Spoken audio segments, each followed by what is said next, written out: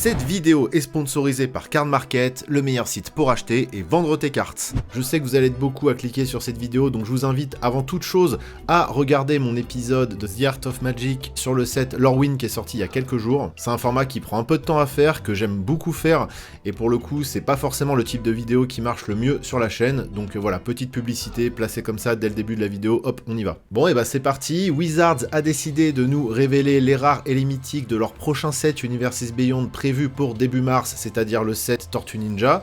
Ces reveals découlent d'une petite erreur qu'il y a eu. Il y a eu des rares et des mythiques Tortue Ninja qui se sont glissés dans les packs d'AP Lorwyn. Donc il y a plein de joueurs en fait qui ont découvert des cartes Tortue Ninja dans les avant-premières Lorwyn qui sont passées il y a quoi, c'était il y a 1 ou 2 semaines là quand vous regardez la vidéo, même pas. Alors est-ce une erreur volontaire de la part de Wizards pour mettre plus vite sur le devant de la scène ce futur set Tortue Ninja qu'il va falloir écouler, hein. Alors évidemment pas de conspirationnisme ici, je pense pour le coup que c'est une véritable erreur. Et puis pourquoi une gigantesque firme cotée au CAC 40 voudrait mentir à ses clients ? Non, pour le coup, je pense que c'est vraiment une regrettable erreur. Mais pour le coup, les cartes sont là. Et puis, bah écoutez, on va se les regarder ensemble. Mais avant toute chose, bah j'aimerais donner un avis général sur le set. Pour le moment, on n'a pas tout qui est révélé, mais on a déjà une bonne idée du fait d'avoir accès au visuel et au texte des cartes rares et mythiques, ce qui donne déjà un bon indice de la qualité du set. Sur le plan artistique, je trouve que ça a un peu plus de sauce que Spider-Man. Là on va faire défiler quelques cartes, mais après on reviendra plus précisément sur chacune d'elles. Je vois là par exemple les Leonardo mono blanc, ils sont quand même assez jolis. Je vois la Leonardo's Technique là qui a un style quand même assez particulier mais que j'aime bien.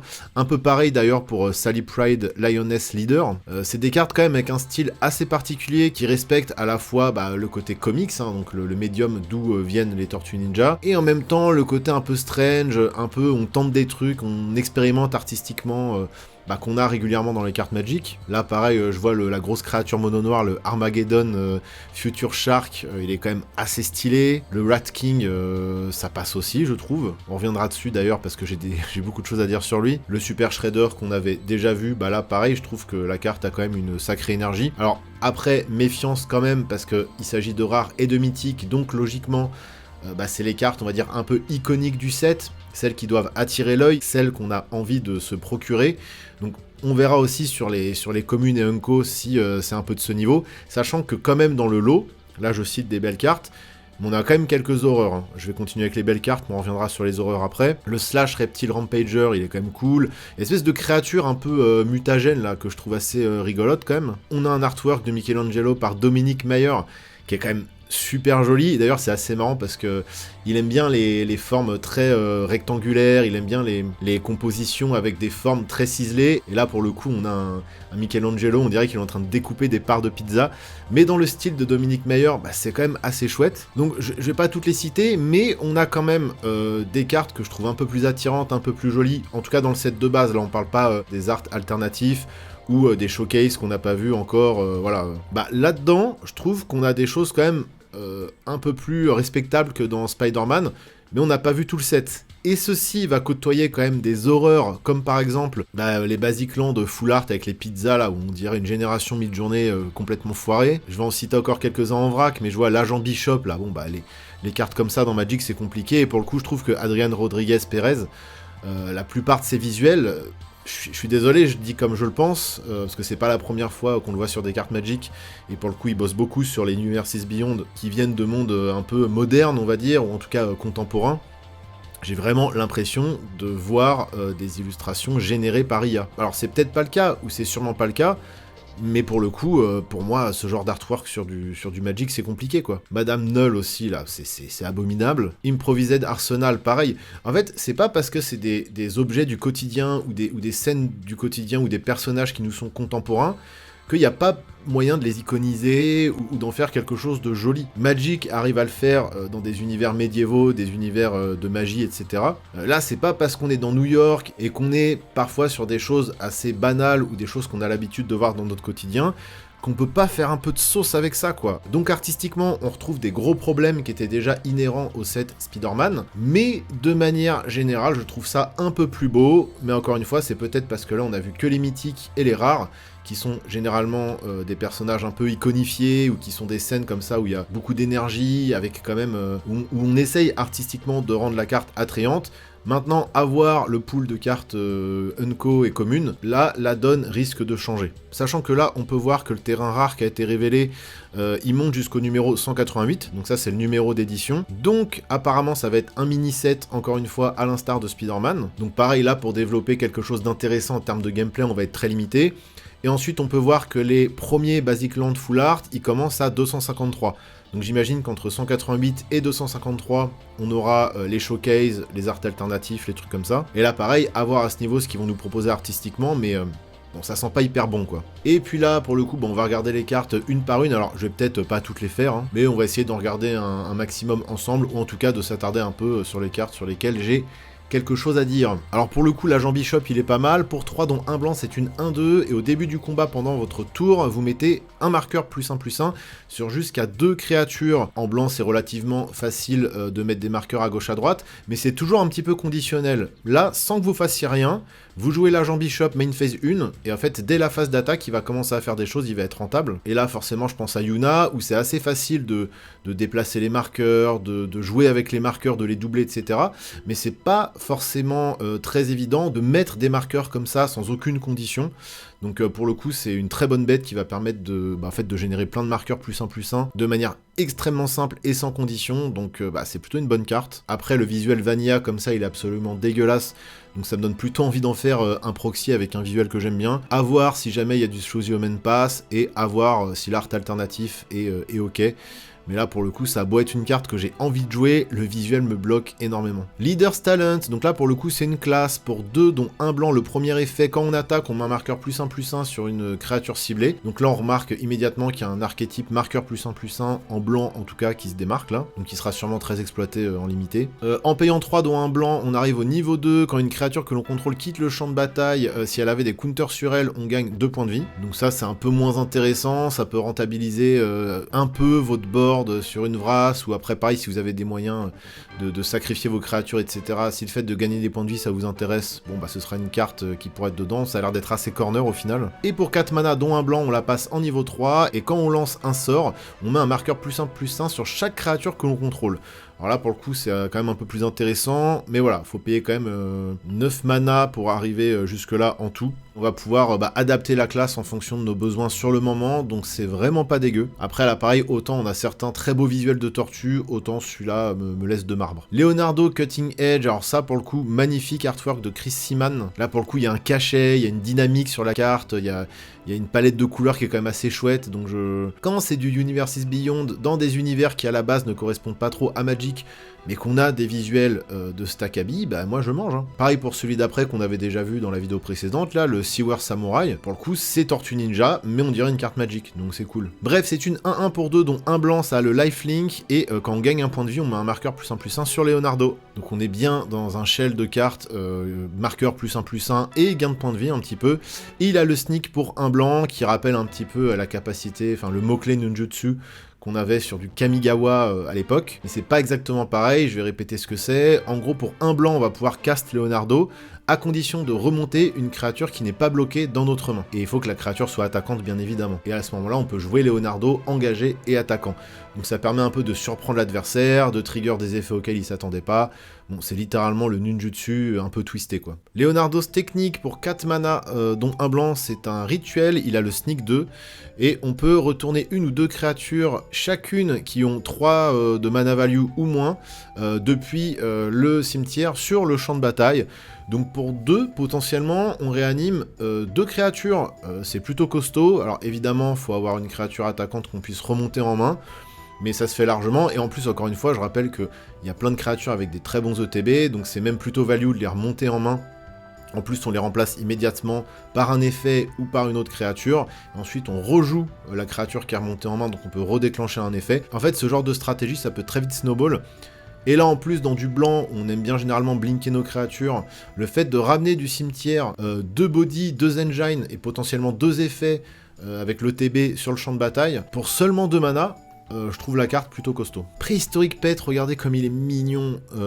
Alors ok, le visuel est un peu goofy, on dirait un peu de la pâte à modeler, c'est mignon. mais on a des trucs très mignons, par exemple sur Bloomburrow ou sur Lorwyn là plus récemment, et les cartes sont jolies.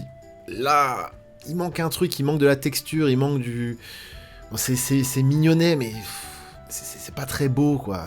Pour un mana blanc, on a une 1-2, cette créature ne peut pas être bloquée par les créatures qui ont une plus grosse force que lui. Et pour 2, dont un blanc, on l'engage, et on retourne une autre créature que l'on contrôle dans notre main, et on peut le faire que pendant notre tour, donc ça va pouvoir permettre de protéger des choses sur le board. Si potentiellement il y a besoin de connecter, il le fera. Alors c'est marrant parce que le sneak permet de justement remonter des créatures dans la main, pour déclencher les effets et les capacités des cartes qui ont sneak. Mais en tout cas, il a un effet qui permet de remonter des choses dans la main, soit pour les protéger par exemple, ou encore une fois pour les rejouer et redéclencher leur effet.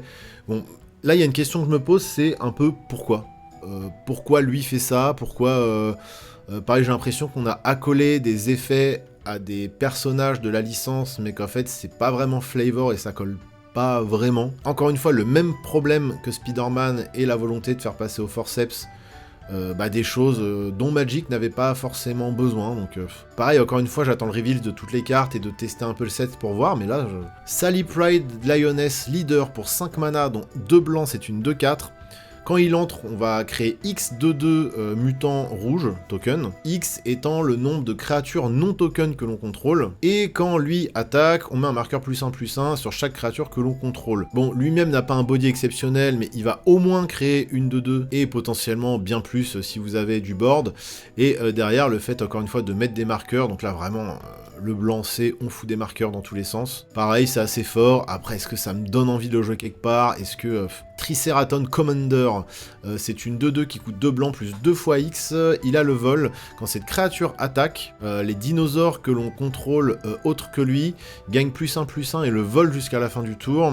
Et quand il entre, on va créer X 2-2. Voilà, donc X oui, parce qu'on a payé 2 fois X. Voilà, donc on paye 4, on va créer une 2-2. Voilà. Et quand lui-même attaque, les autres dinosaures gagnent le vol et +1/+1. Alors pourquoi pas, étant donné qu'on est Grul, mais surtout Naya quand on veut jouer des bons decks dinosaures. Donc oui, faire voler tous nos dinos et les booster, c'est ce qu'on recherche. Mais bon, encore une fois, vu la gueule du skin, je pense que Guichat va très mal le regarder si jamais il intègre ce deck. En plus, il est mythique, hein, donc c'est qu'à mon avis, il considère que c'est très fort. Alors oui, parce qu'en plus, c'est une carte un peu modale, quoi. On peut la jouer pour 4 ou pour 6, ou pour... Enfin, etc., etc. Et les cartes comme ça, c'est toujours un peu plus fort. Mais est-ce que ça valait le coup d'en arriver là? Je ne pense pas. Turncoat Kunoichi pour 3 mana, dont un blanc, c'est une 3-2. Elle a le sneak Orzhov +2. C'est intéressant de voir qu'il y a des sneaks qui coûtent plus cher, mais j'imagine que c'est pour une raison précise, car elle doit avoir un ETB de fou furieux. Quand elle entre sur le champ de bataille, on choisit une créature qu'un adversaire contrôle, et on l'exile. Tant que Turncoat n'a pas quitté le champ de bataille, donc elle va s'exiler en dessous cette créature. Si le coût de sneak a été payé, à la place on l'exile tout court. Ok, d'accord, ok, c'est pour ça que ça coûte un peu plus cher. Parce que ça surprend encore plus l'adversaire, et pour le coup on est sûr que même si notre créature est gérée, c'est définitivement exilé. Donc en gros pour 4, on a une 3-2 qui va exiler une bête. Pareil, je comprends que ce soit une rare, c'est plutôt fort. Ça on a vu, ça on a vu. Those Machines, c'est encore un enchantement classe, on doit avoir tout un cycle. Pour 2 mana, le premier effet, quand ça entre, on va meuler 2 cartes et piocher 2 cartes et des... Hein? Pour 2 mana, quand ça entre, on va meuler 2 cartes, piocher 2 cartes et 10 cartes de cartes. Donc on remplit le cimetière, on pioche 2, on défausse 2, donc on sculpte un peu notre main. Ensuite on paye 2 pour la passer au level 2. Quand elle devient au level 2, on peut retourner jusqu'à 2 artefacts depuis notre cimetière dans notre main. Alors le bleu est très porté sur les artefacts, j'ai l'impression, on a un délire très technologique, on a une partie aussi un peu mutagène, j'ai l'impression, dans d'autres couleurs. Bon, vas-y, c'est un peu thématique, Rari, c'est un peu thématique, vas-y. Et pour 5 mana, level 3, au début du combat, pendant notre tour, on met 3 marqueurs +1/+1 sur un artefact ciblé que l'on contrôle. Si ce n'était pas une créature, elle devient un robot 0-0 évidemment, donc on fait une 3-3 robot en gros quoi. Au début du combat pendant nos tours, donc on va faire une armée de... C'est un petit Urza quoi, c'est un bébé Urza. Je sais même pas pourquoi je lis les cartes, je crois que je vais m'arrêter parce que c'est particulièrement pas intéressant. Je pense que je les lis dans mon coin, et si j'ai des choses à dire dessus, je les laisse au montage quoi, parce que... Alors pour le coup, le Donatello Gadget Master, il est intéressant. Alors c'est Donatello hein, qui aime bien bricoler des trucs. C'est pour ça qu'on le voit sur pas mal de visuels mono bleu. Pour 3 mana, c'est une 3-2. On peut le sneak pour 2. Et quand lui met des combats de damage, ce qui va être facile vu qu'il est sneaky, on va créer une copie d'un artefact qu'on contrôle. Non mais pour le coup là, copier un artefact comme ça, c'est un effet qui est intéressant alors qu'on connaît déjà Magic bien évidemment.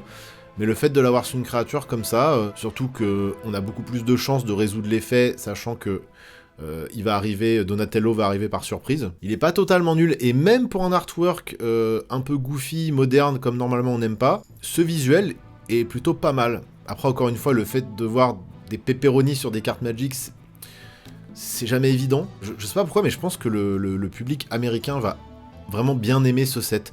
J'ai l'impression que ce genre de Universes Beyond, c'est quand même un petit peu fait pour... plus pour la clientèle outre-Atlantique, hein. Bon, on a l'autre Donatello, parce que, en fait, quand c'est pas des tortues toutes seules, généralement, ils nous font des duos de tortues pour remplir le set, parce qu'on n'a pas assez de persos et pas assez de créatures inhérentes à l'univers des Tortues Ninja pour faire ne serait-ce qu'un mini-set Magic complet. Donc on a je sais pas combien d'itérations de duos ou de tortues, bon bref. Bon bah lui en gros il va créer des robots, il va un petit peu recycler vos artefacts qui ont des marqueurs dessus, oui bon. Bon Kitsune elle est un peu rigolote, pour 6 mana c'est une 6-6 vigilance, déjà pour du bleu c'est quand même un gros body. Derrière quand elle va connecter on va pouvoir échanger 2 créatures de 2 joueurs différents, en vrai ça c'est un peu rigolo. On va refiler les merdes aux autres, récupérer les bons trucs, ou en commandeur multi, parce que je rappelle quand même que cette review est faite avec le regard que j'ai du commandeur multi, parce que c'est le format auquel je joue le plus. Donc c'est toujours rigolo de prendre le petit token de merde d'un adversaire, et prendre le commandeur du joueur en face, et d'inverser les deux. Bon voilà, ça va permettre des choses un peu rigolotes et un peu politiques. À la limite cette carte me fait un peu marrer, je la trouve rigolote. Alors, Kitsune's technique, c'est tellement débile et bourrin. Alors c'est dommage qu'ils ont mis la petite tortue en haut à droite, parce que le visuel en soi était assez chouette. C'est des trucs qu'on aurait pu retrouver sur Kamigawa, mais le fait d'avoir la tortue dans le fond, ça gâche un peu le côté un peu mystique du visuel. Mais alors pour le coup, ça on va pouvoir le sneak pour 2, et un joueur ciblé va meuler la moitié de sa bibliothèque. Évidemment, alors ça, peut-être que je ferai un skin pour la carte, ou je sais pas, on verra l'art alternatif, on verra. Mais ça, évidemment, dans Hope, je l'insère immédiatement dès que je me procure la carte. C'est en plus pour 2, quoi. Mais qu'est-ce que c'est méchant. Alors, je connecte pas beaucoup avec Hope. Au pire, s'il faut, je paye 6. Mais qu'est-ce que c'est vilain. Qu'est-ce que c'est vilain. Le Krang mono bleu, on avait déjà vu. Renette, Temporal Apprentice, pour 5 mana, dont 2 bleus, c'est une 4-3 qui a le flash. Alors c'est rigolo parce que le visuel, s'il n'y avait pas les tortues en arrière-plan, on aurait presque pu retrouver ce genre de dessin sur Age of Eternities, par exemple. Même s'il n'y aurait pas eu des buildings derrière, au-delà de ça, le visuel, il n'arrive pas à la cheville de n'importe quel visuel de Age of Eternities, attention. Et du coup, quand elle arrive sur le champ de bataille, on va renvoyer dans la main de leur propriétaire tous les permanents qui sont arrivés sur le champ de bataille ce tour-ci.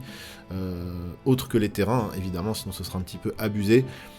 Ça c'est super méchant contre les decks tokens notamment, qui vont pondre plein de tokens d'un coup. Grosse carte de tempo, notamment en 1v1, après en commandeur multi ça va surtout être très chiant pour le joueur qui est en train de terminer son tour, hein, parce que quand vous allez le cast, ça va en flash à la fin d'un tour d'un joueur, ou après la résolution de quelque chose, ça va surtout être chiant pour ce joueur. Turtles in Time, je l'affiche, vous la lisez, à mon avis c'est flavor par rapport au lore des tortues, mais ok, pourquoi sortir une carte comme ça, je vois pas l'intérêt. Armageddon Future Shark, on va le lire parce qu'il est quand même très rigolo, même si bon, c'est un peu bourrin et très peu élégant, hein, comme carte.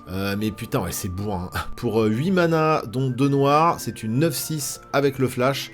Quand il entre sur le champ de bataille, on détruit jusqu'à 3 créatures. À la limite, je préfère des trucs un peu vanilla, débiles comme ça, que quand ils essayent d'accoler des nouveaux mots-clés et des capacités qui collent pas du tout au perso auquel on a affaire, où ça manque de flavor. Voilà, autant assumer le côté un peu débilos du truc et foutre des gros trucs bourrins comme ça. À la limite, je trouve ça rigolo et presque plus sympa à jouer. Après, c'est évidemment impossible en termes de game design, ça n'aurait aucun sens. Déjà que là, ça n'en a pas forcément beaucoup, ce serait encore pire. Madame Null, Power Broker, je vois que là aussi, du coup, en mono noir, on a une mécanique marqueur +1/+1, mais il n'y a que ça. Parce que pour le coup, le sneak, c'est dans toutes les couleurs. Alors je pensais que... Alors non, des marqueurs, on n'en a pas vu en bleu, du coup. Mais là, en noir, je vois qu'il y a du marqueur. Donc on va avoir un archétype en limité, en tout cas, Orzhov, marqueur +1/+1. Et ouais, le mot-clé sneak, il a pas l'air d'être associé à une couleur en particulier, c'est... Le Rat King Verminister, lui, il est rigolo, pour 2, c'est une 1-1. Pour le coup, lui, il pourrait rentrer dans un deck Magic, ça pourrait être une carte Magic, en vrai. Il a un flow qui est assez cool, pour 2, dont un noir, c'est une 1-1. Il est rat et avatar. À la fin de notre tour, si un permanent a quitté le champ de bataille sous notre contrôle, on va créer un 1-1 rat token, et on va mettre un marqueur +1/+1 sur le Rat King. Donc lui, il va flouder le board avec des petits rats, et en plus, il va bouffer du marqueur, donc il va grossir. Et on peut l'engager, sacrifier 3 rats, et on va ramener sur le champ de bataille toutes les cartes qui ont le même nom sur le champ de bataille. Alors, c'est un effet qui est un peu moins intéressant en commandeur, parce qu'on a que des one-off.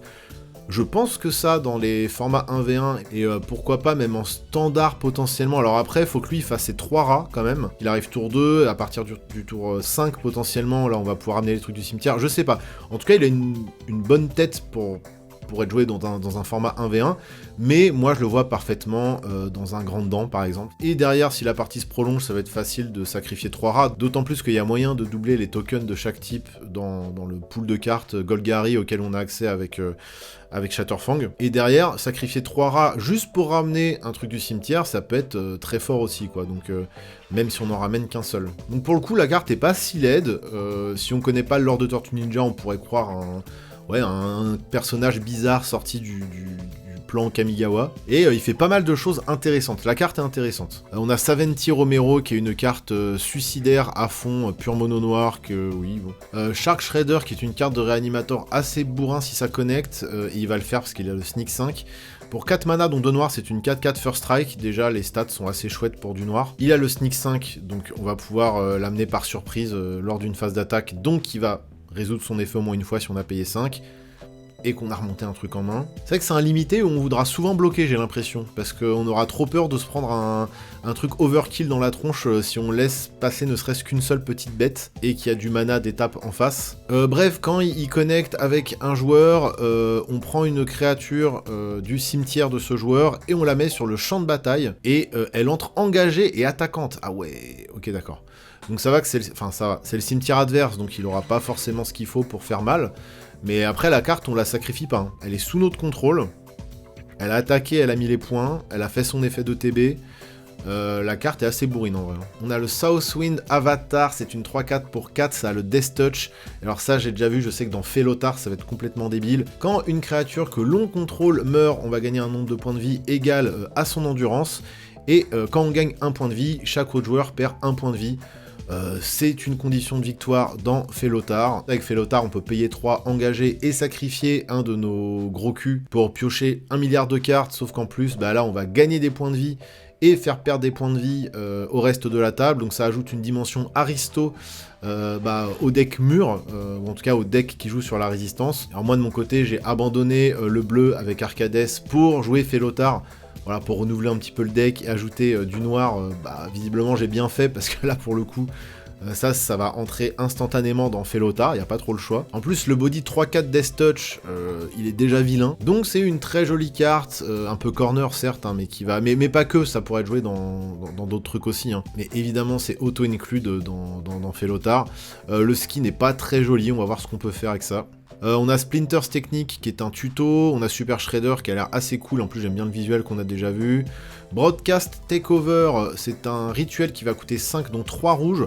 On va prendre le contrôle de tous les artefacts de nos adversaires jusqu'à la fin du tour, on va les détaper, ils vont gagner la célérité jusqu'à la fin du tour. Alors ça peut être une pure carte de hate contre des decks Urza, contre des decks Bria notamment, mais c'est quand même super vilain, hein. Pour n'importe qui joue Arthos en face, c'est un peu finito. Puis même juste récupérer les petits cailloux, les petits machins, les petites engines de tous nos adversaires pour seulement 5, et pouvoir les rentabiliser direct, hein. Parce que si on chope les cailloux, les Sol Ring, les machins, on est remboursé, hein, parce qu'on détape et ça gagne la célérité. Alors la célérité pour le coup c'est plus pour les créatures artefacts pour pouvoir réattaquer direct avec.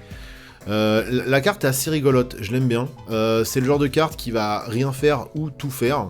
J'ai l'impression que c'est soit ça flop, soit c'est un peu overkill. Ça dépendra bien évidemment des situations. Et pour le coup, j'espère qu'il y aura un art alternatif un peu plus sympa que cette horreur. Kazet Jones, on a déjà vu. C'est moi Kazet Jones. Alors évidemment, on a un deuxième Kazet Jones parce que ça suffisait pas. Kazet Jones Vigilante. Pour 3 dons de rouge, c'est une 4/3. C'est quoi ces bodies là? Quand il entre sur le champ de bataille, on pioche 3. Ok. Et à la fin du tour, on va discard 3 au hasard. Bah c'est ce que fait Mono Rouge, hein, c'est-à-dire qu'on prend des risques, on fait un peu n'importe quoi, on va piocher 3, défausser 3 au hasard. Voilà, est-ce que cet effet correspond au personnage? Ouais, je sais pas, c'est un perso qui aime bien prendre des risques, qui est assez libre aussi, donc Improvised Arsenal, c'est un payoff pour les decks artefacts, pour taper fort avec un personnage. Raphaël, Ninja Destroyer, là c'est pareil, encore une fois on retombe trop sur un truc un peu comics, c'est pas très texturé, l'art il est un peu goofy, là je suis moins fan pour le coup. Pour 4 mana, donc 2 rouges, c'est une 4-4, il est obligé d'être bloqué si possible. Il a une capacité d'enrage, ça veut dire que s'il prend des blessures, ça va déclencher son effet. Pour chaque blessure qu'il prend, on rajoute un mana rouge à la pool, et en plus c'est du mana qui ne disparaîtra pas entre les phases.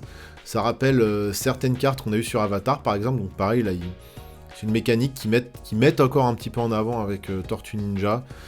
Alors pour le coup avec Avatar ça collait parfaitement. Avatar collait vraiment bien au système de jeu qui est Magic. Hein. Mais là pour le coup avec Tortue Ninja, pareil, je suis en mode... Oui, à quel moment, pourquoi Raphaël ferait du mana rouge comme ça et pourquoi il le garderait entre les différentes phases En fait le set va de trucs vraiment très sympas à des trucs en mode... On s'en branle, c'est nul, ça a été fait au forceps. Vous avez mis les personnages au forceps dans Magic, ça marche pas. C'est pas pour autant que je suis anti-Universes Beyond, hein, loin de là. Mais ça aurait mérité un Secret Lair. Allez, 3 Secret Lair. Pas un mini-set tout entier, quoi. En vrai, tu prends les 15 meilleures cartes qu'on a vues, là, et t'en fais un Secret Lair. Et les gens sont contents. Mais bon, c'est le contrat avec Nickelodeon, donc voilà. Et on a un deuxième Raphaël qui va donner le Double Strike à tout notre board, enfin aux créatures attaquantes, c'est très vilain. Hein. Alors c'est marrant parce que vraiment, les grosses créatures méchantes du set, elles font que des trucs de débiles hyper bourrins, mais elles coûtent très cher. Groundchuck and Dirtbag, pour 6 mana, dont 2 verts, c'est une 8-8 Trample. Maintenant, on a l'habitude en mono vert d'avoir des bodies complètement dégénérés, c'est pas pour autant que ça fait des trucs. Et quand on engage un terrain pour du mana, on ajoute un vert, donc ça double tout le mana de nos terrains. Mais je les aime bien ces petits duos de monstres. Il y avait Bebop et Rocksteady aussi qui étaient un peu débiles, mais pour le coup c'est des effets et des mécaniques qu'on connaît déjà dans Magic. Ça fait des trucs débiles parce que c'est des gros monstres débiles. C'est aussi pour ça qu'ils ont des gros bodies qui coûtent tous un petit peu cher en mana quand même. Et pour le coup je trouve ça un peu plus flavor, même si c'est pas non plus du game design incroyable, mais ces cartes-là me font un peu marrer. En fait, c'est des trucs que j'ai envie d'ouvrir en limité et de slammer sur le board comme un gros bourrin, mais ça dépasse pas plus que ça. Hein. On va regarder les Michelangelo, l'Improviser, c'est une 4-4 pour 4, il a le Sneak 4. Quand il met des combats de damage, on va prendre une créature de notre main ou un land, et le mettre sur le champ de bataille directement. Donc ça, c'est une carte qui permet de tricher les coups de mana des gros bazouzous. Ce genre de carte on connaît déjà, il y en a une qui est assez forte là c'était dans Duskmourn, qui est pas mal jouée, c'est un peu le même genre d'effet, en vrai c'est fort. Hein. Suffit de réussir à passer à chaque tour avec lui et ça va être n'importe quoi, et au pire on rampe de 1. Pareil, visuel absolument abominable, jamais je ne joue ça dans un deck, désolé. Et le Weirdness to 11, il coûte seulement 2, dont un vert c'est une 1-1. Quand il arrive sur le champ de bataille, on crée un token mutagène, c'est les tokens pour 1, on les sacrifie, on met un marqueur +1/+1 sur une créature, on peut le faire qu'en rituel. Et si un marqueur +1/+1 a été mis sur une créature que l'on contrôle, on en met autant +1. Ah oui, donc en plus ça fait Hardnet Scales quasiment. Sauf que c'est sous forme de créature, donc c'est un peu plus fragile, mais lui-même va déclencher au moins une fois l'effet. Bah encore une fois, je le trouve intéressant, moi je réfléchis par rapport à mes decks à chaque fois. Là je pense à Yuna. Bah ça donne envie de l'inclure quoi, mais regardez-moi avec cette part de pizza bleue, pourquoi ce visuel quoi, pareil, j'espère qu'il y aura du Through the Human Pass ou un visuel alternatif, pas mal, mais si j'ai envie de jouer ces cartes, je me ferai mes propres proxys, comme j'avais fait pour Spider-Man, et basta. Elle, je la lis parce qu'elle a mourir de rire, même si alors... S'il y a ça, on dirait vraiment un enfant pareil qui a eu un peu trop d'imagination et on a matérialisé les trucs qu'il avait dans le crâne. On a une vache dans le cosmos qui vomit les tortues. Ok, donc apparemment c'est une espèce de portail, j'imagine, spatio-temporel. D'ailleurs ça s'appelle Transdimensional Bovine. Pour 3 mana dont un vert c'est une 0-4, elle est Hawk, c'est Avatar, ça vole et on peut l'engager pour ajouter 2 mana de n'importe quelle couleur. C'est un bon dork, c'est ça le pire. C'est que c'est un dork qui nous accélère de 2 au tour 3, qui fait du mana de la couleur qu'on veut, donc ça fixe. C'est une 0,4, donc ça va bien bloquer, et ça vole, donc ça bloque en... Putain, pourquoi il faudrait un skin pour cette carte? Parce qu'il est hors de question de jouer un truc pareil. Ou alors, c'est un projet que j'ai en tête qui pourrait être rigolo, c'est de faire le deck le plus débile possible, où je prends tous les pires skins, tous les pires persos qu'ils ont inclus dans Magic. Alors évidemment, à 99% du Universes Beyond, et je fais un deck avec. En fait, voilà, c'est tout ce que ça m'inspire. Quand il y a des cartes qui ont des effets un peu cool que j'ai envie de jouer, voilà, je me dis, bon, je reskin moi-même la carte, je la mets dans un deck, mais quand je vois des trucs comme ça, je pense à l'ensemble de ce qu'on a review aujourd'hui, j'ai juste envie de prendre plein de trucs et de faire un deck débile avec que des skins débiles. Mais ça vaut pas plus que ça, selon moi, quoi. Turtle Power, pour 3 mana, c'est un enchantement qu'elle flash, toutes les tortues gagnent +2/+2, le tribal tortue. Un jour, enfin tortue terrestre, excusez-moi, je vais pas expliquer pourquoi, tortue terrestre. Après c'est dommage que le Typal Turtle il soit push grâce au Tortue Ninja quoi. Ah, c'est vrai qu'en bicolore avec du mana hybride, d'ailleurs encore du mana hybride, hein, s'ils font passer la règle du mana hybride, donc dans le sens où on aurait droit de jouer par exemple du mana hybride Orzhov dans un deck noir, parce que pour l'instant c'est pas le cas, mais ils avaient réfléchi au fait de faire passer la règle. Là on voit bien pourquoi ils ont réfléchi à cette règle, hein, parce que du coup ça concerne tout Lorwyn éclipsé, et ça concerne visiblement tout Tortue Ninja aussi. Donc, et d'ailleurs, en parlant de ça, le Splinter Radical Rat là, pour 3 mana, dont 2 mana hybride Orzhov, c'est une 2/4. Et si un ninja devrait avoir une trigger ability qui se déclenche, on la déclenche une deuxième fois. Comme si Yuriko avait besoin de ce genre de truc, et en plus de ça, pour 2, on peut rendre un ninja imbloquable. Alors c'est marqué, jouez-moi dans Yuriko, sauf que vous n'avez pas droit, parce que du coup il y a du blanc dans la couleur de la carte, donc on n'a pas droit. Mais voilà, je sais pas où ils en sont de cette histoire de règles par rapport au mana hybride qu'on pourrait jouer dans nos packs commandeurs. Même si c'est pas la bonne couleur, enfin, même si on n'a pas les deux couleurs dans l'identité de couleur de notre commandant, clairement Splinter, ça rentre dans Yuriko et c'est complètement débile. Et en fait, il y a plein de cartes bicolores là, est-ce que j'ai la flemme? Bon, au point où on en est, vas-y, je fais un effort. Donc on a tous les binômes, comme je disais, là, il y a Krang et Shredder, on a Donatello, Raffaello, Michelangelo, Donatello, Leonardo, Raffaello, bon vous avez compris, je vais pas tous vous les faire, on a tous les binômes possibles. Putain, fallait vraiment le remplir le set, hein, et avec ça on a seulement un mini set, c'est... Je suis désolé, hein, vous m'en voudrez pas, j'ai la flemme. Pour le coup, j'ai un petit peu envie de tester le set en limité, voilà, faire un scellé ou un draft pour voir un peu comment ça se comporte, mais j'ai pas envie de jouer ces cartes en fait. Bon, il y a le Krang Utrum Warlord, pour 9 c'est une 9/9, vol, piétinement, indestructible, célérité, et tous les autres artefacts créatures que l'on contrôle prennent également ces 4 mots-clés. Alors ça c'est fait pour être joué dans Dr Robotnik, ça tombe bien parce que c'est déjà du... Alors c'est du Secret Lair, mais en vrai c'est un peu du Universes Beyond, un peu débile déjà. Mais pour le coup j'ai envie de le jouer Dr Robotnik, j'ai un pote qui le joue, en vrai c'est un peu rigolo. Évidemment que Krang Utrum Warlord, c'est auto-include. Chrome Dome pour 2, c'est une 1/3. Les autres artefacts que l'on contrôle gagnent +1/+0. Il y a vraiment un archétype artefact qui est push hein, dans l'extension quand même. Pour 5 mana, on va créer un token qui est une copie d'un autre artefact que l'on contrôle. Ce token va gagner la célérité. Par contre, on le sacrifie à la fin du tour. Ça n'a pas de sauce. The Who's, ça m'intrigue par contre. Encore une fois, alors c'est mignon, mais le visuel en soi c'est pas une esthétique que j'aime bien. À moins par exemple que la carte foil, on ait que du foil sélectif sur l'espèce de housse, justement, là, sur l'espèce de liquide mutagène qui s'écoule. Ça sauvera pas l'esthétique du set, mais on essaie de prendre le bonheur là où il est. Quand une créature que l'on contrôle avec un marqueur +1/+1 sur elle quitte le champ de bataille, on va créer un mutagène token. Donc on recycle nos créatures avec des marqueurs par des mutagènes tokens. On exile une carte du cimetière et on crée un mutagène token. Oh, et pour le coup, dans les decks... non, ça coûte que 1, on met le marqueur. Donc en plus, nos créatures sont recyclées 2 fois, parce que quand elles meurent, on crée un token mutagène qui nous fera un marqueur +1/+1 plus tard, et ensuite la créature, on peut l'exiler du cimetière et refaire un token mutagène. C'est une petite engine pour seulement 2 mana qui peut faire pas mal de trucs ça. En plus c'est du token, donc ça va trigger toutes les cartes qui dans les decks tokens ont un effet au moment où un token touche le board. Encore une fois je pense à Grande Dent, mais le pire c'est que ça marche dans Grande Dent, on a une mythique qui a l'air intéressante là. Technodrome pour 2 mana, c'est une 3/3, c'est un artefact créature, ça a la portée, le piétinement. Elle peut pas attaquer et pas bloquer tant qu'elle a pas 6 de force ou plus. On peut l'engager, sacrifier un autre artefact, piocher une carte et mettre un marqueur +1/+1 sur cette créature.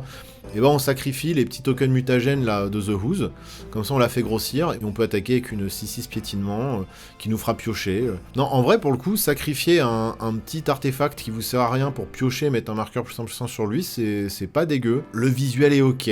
Bon, évidemment, c'est pas ça qui sauve le set. Et je vous avoue que j'ai un peu la flemme de faire le reste. On a déjà vu une bonne vingtaine, trentaine de cartes, là. Ça fait déjà pas mal de... La vidéo va durer au moins 1 heure, je pense. Bon, ce set, je vais essayer de le prendre comme il est. C'est un mini-set un peu sympathique, rigolo, qui rend hommage à une licence de mon enfance. Les 2-3 cartes que je vais inclure dans des decks, s'il n'y a pas un skin stylé qui sort d'ici là, je vais me faire mes propres proxys, je vous invite à faire la même. Hein. J'incite souvent les gens à s'approprier le Magic, hein. Donc s'il y a des cartes qui vous plaisent pas, mais que les effets défoncent, mais que le visuel est vraiment, enfin que ça dissonne trop avec l'idée que vous avez de Magic the Gathering, et bah vous prenez la carte, vous refaites votre propre skin, et puis on espère potentiellement du Through the Omen Pass, donc c'est avec les skins uniquement pour Arena, avec un skin in-universe, ils l'avaient fait pour Spider-Man, vu qu'ils l'ont pas fait pour Avatar, c'est qu'à mon avis ils ont géré les droits aussi pour Tortue Ninja, donc il n'y aura pas de skin Through the Omen Pass je pense, mais voilà, faites-vous plaisir quand même si vous avez envie de boycotter le set et que vraiment vous avez envie d'envoyer un message à Wizards, mais que l'effet de la carte vous plaît, un petit proxy et ça fera très bien l'affaire. Après, de toute façon, à terme, s'ils continuent les Universes Beyond dans des univers contemporains comme ça, là, encore une fois, c'est New York, hein, donc comme pour Spider-Man, on pourra faire des decks thématiques dans des univers contemporains, modernes, tout ce que vous voulez. Là, le deck New York, on va pouvoir le faire, hein, avec... et même en standard, hein, entre Spider-Man et Tortue Ninja, on va avoir le deck New York, marqueur +1/+1, mutagène en standard. Mais je sens que pendant encore un petit moment, ou en tout cas pendant 2026, on va alterner comme ça les masterclass et les sets Universes Beyond dégueulasses que personne n'a envie de voir. Donc faut essayer d'aller choper voilà, les petits trucs cool là où ils sont quand un set dans sa globalité nous dégoûte un peu, hein, voire même en révulse certains, j'ai vu sur Facebook là, donc après calmez-vous quand même, hein, le Magic n'est pas mort, Magic arrive encore à faire des masterclass, je pense que là les game designers et les équipes de chez Wizards sont coincés entre l'envie dévorante de Hasbro d'aspirer toutes les licences du monde et le fait de quand même réussir à en faire quelque chose de jouable, de potable et de sympathique pour les joueurs. Donc je pense qu'ils ont fait avec ce qu'ils avaient. Un peu comme pour Spider-Man, est-ce qu'à la base, c'était pas un petit set à la Assassin's Creed qu'ils ont essayé de faire passer en standard. Pareil, je pense qu'il y a plein de trucs en off, on n'est pas forcément au courant. Ça doit pas être facile aussi de faire rentrer des personnages iconiques comme ça, au forceps, dans des mécaniques de jeu comme celle de Magic. D'ailleurs, on le voit sur certaines cartes. On se demande un petit peu où est le flavor, même si... Il y en a quand même un petit peu plus que sur Spider-Man, je trouve. Donc bien évidemment, n'hésitez pas à cracher votre bile en commentaire, ou au moins essayer de faire des commentaires constructifs, je pense que c'est plus intéressant. Merci à celles et ceux qui sont restés jusque-là, comme d'habitude. Le petit like, le petit partage, le petit commentaire, c'est ce qui permet de maintenir la chaîne en vie. Tout ça, c'est grâce à vous. Je vous fais des gros bisous. Ciao.